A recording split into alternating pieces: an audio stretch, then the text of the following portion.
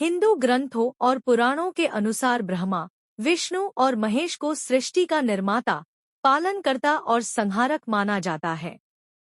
लेकिन आपके मन में ये सवाल कई बार आता होगा कि विष्णु और महेश के तो दुनिया भर में कई मंदिर हैं और लोग घर में भी इनकी स्थापना कर इनकी पूजा करते हैं। लेकिन ब्रह्मा की पूजा कभी नहीं की जाती और उनका केवल एक ही मंदिर है जो पुष्कर में है। ब्रह्मा जी की पूजा करना वर्जित क्यों माना गया है? दरअसल देवी सावित्री के श्राप के कारण ही ब्रह्मा जी की पूजा वर्जित मानी गई है। पुराणों के अनुसार एक बार ब्रह्मा जी हाथ में कमल का फूल लिए हुए अपने वाहन हंस पर सवार होकर अग्नि यज्ञ के लिए उचित स्थान की तलाश कर रहे थे। तभी एक जगह पर उनके हाथ से कमल का फूल गिर गया। फूल के धरती पर गिरते ही धरती पर एक झरना बन गया और उस झरने से 3 सरोवर बन गए। जिन जगहों पर वो 3 झरने बने उन्हें ब्रह्मा पुष्कर, विष्णु पुष्कर और शिव पुष्कर के नाम से जाना जाता है। यह देखकर ब्रह्मा जी ने इसी जगह यज्ञ करने का निर्णय लिया। यज्ञ में ब्रह्मा जी के साथ उनकी पत्नी का होना जरूरी था। भगवान ब्रह्मा की पत्नी सावित्री वहां नहीं थी और शुभ मुहूर्त निकला जा रहा था। इस कारण ब्रह्मा जी ने उसी समय वहां मौजूद एक सुंदर स्त्री के विवाह करके उसके साथ यज्ञ संपन्न कर लिया।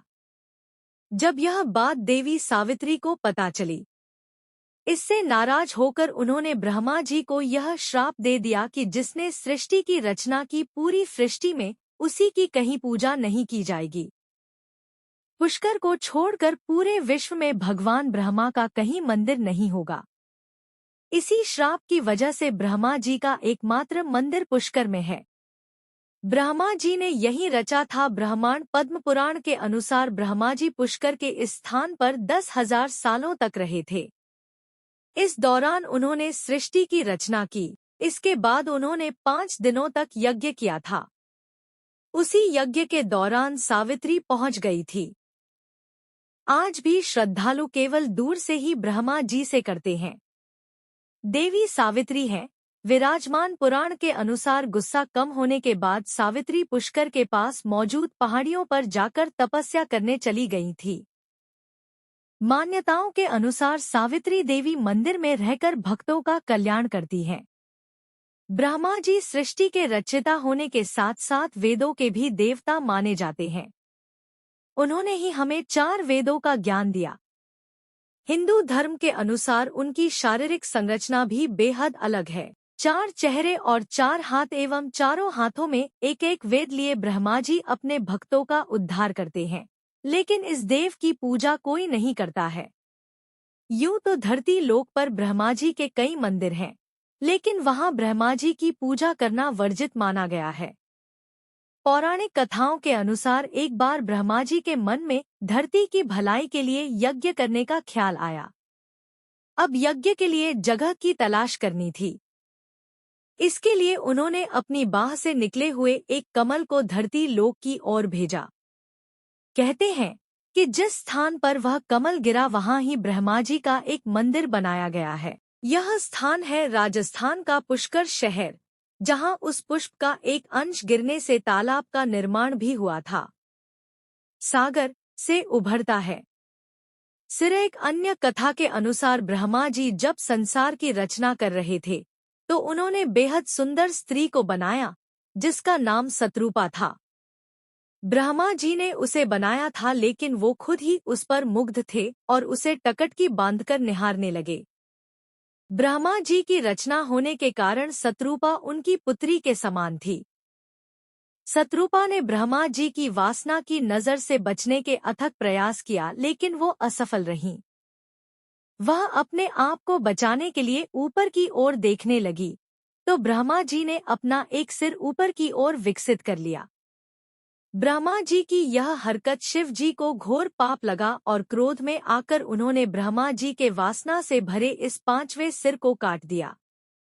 भागवत पुराण में कई बार कहा गया है कि ब्रह्मा वह है जो कारणों के सागर से उभरता है। यह पुराण कहता है कि जिस क्षण समय और ब्रह्मांड का जन्म हुआ था उसी क्षण ब्रह्मा हरि विष्णु, जिनकी प्रशंसा भागवत पुराण का मुख्य उद्देश्य है, कि नाभि से निकले एक कमल के पुष्प से उभरे थे।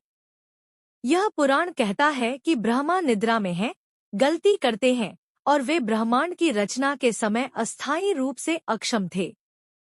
जब वे अपनी भ्रांति और निद्रा से अवगत हुए तो उन्होंने एक तपस्वी की तरह तपस्या की, हरि को अपने हृदय में अपना लिया। फिर उन्हें ब्रह्मांड के आरंभ और अंत का ज्ञान हो गया और फिर उनकी रचनात्मक शक्तियां पुनर्जीवित हो गईं। भागवत पुराण कहता है कि इसके बाद उन्होंने प्रकृति और पुरुष को जोड़कर चकाचौंध कर देने वाली प्राणियों की विविधता बनाई। भागवत पुराण माया के सृजन को भी ब्रह्मा का काम बताता है। इसका सृजन उन्होंने केवल सृजन करने की खातिर किया। माया से सब कुछ अच्छाई और बुराई, पदार्थ और आध्यात्म, आरंभ और अंत से रंग गया। पुराण समय बनाने वाले देवता के रूप में ब्रह्मा का वर्णन करते हैं। वे मानव समय की ब्रह्मा के समय के साथ तुलना करते हैं।